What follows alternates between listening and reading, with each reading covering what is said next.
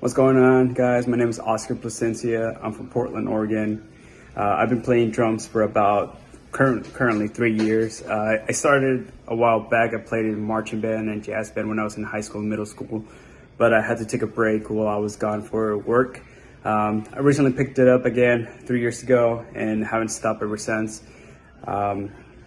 I play in a band called Bend the Knee. We are actually just finished up recording our first new album that's coming out soon. I play with 5Bs. That's my stick of choice. Three things that I like about Collision and being part of the Collision family is the durability of the drumsticks. I've not had any issues whatsoever with any of them. I use the same drumsticks for quite a few shows, live shows, and I put them through the ringer and I had no issues with them. Even if a stick breaks, I'm able to grab another pair from my drum bag and still feels the same. There's no different weight or sizes, and they're very resilient and durable.